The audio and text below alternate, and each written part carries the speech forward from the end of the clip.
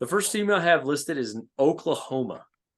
9.5 is the total there. I can check that.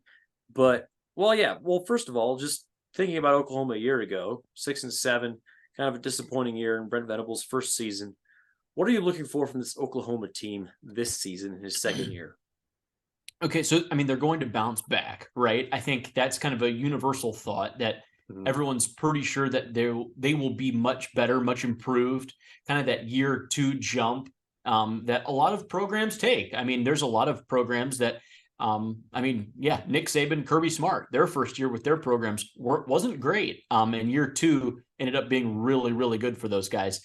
Is Venables one of those coaches? Like that's to be determined. So yeah, we'll see. We'll see. They will almost certainly take a step up. You're seeing how much Vegas values them with the numbers at 9.5, which is high. So Vegas also thinking of a jump back.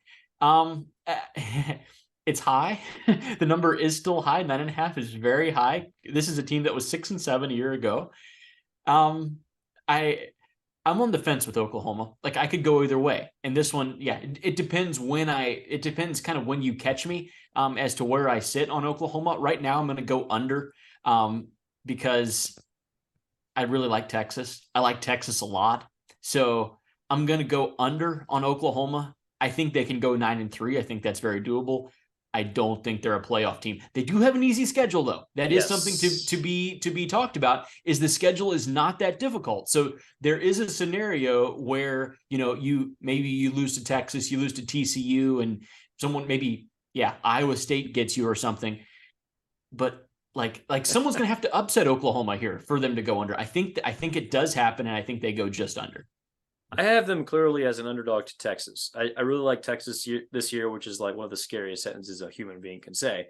But this Oklahoma team, like they're solid. They're not going to compete for like a national title or anything, but they got a pretty good quarterback coming back. They got unproven but talented receivers, pretty good offensive line. They feel pretty good actually about like the back seven of their defense, and like their defense can't be any worse than it was a year ago. Look at it that way. They were terrible a year ago. I think the second year of Brent Venables could be key.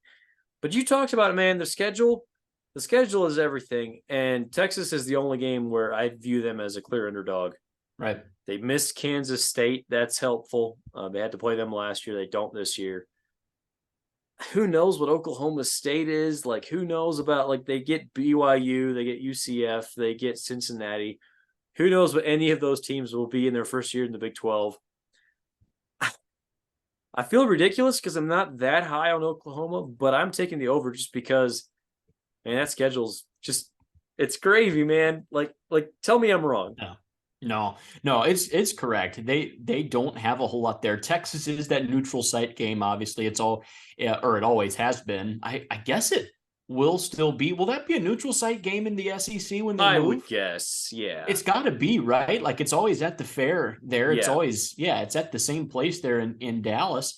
But yeah, neutral site game there. And they go to Stillwater. Like they have to play Oklahoma State.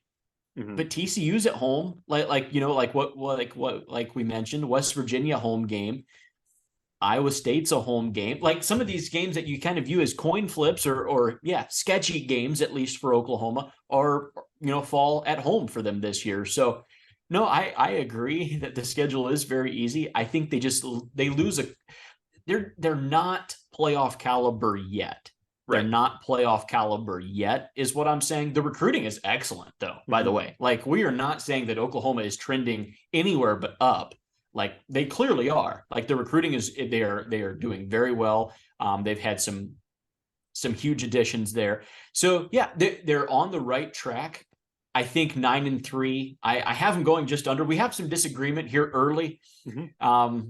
I don't feel great about it. I'll be honest. I don't feel fantastic about it because the schedule is so easy.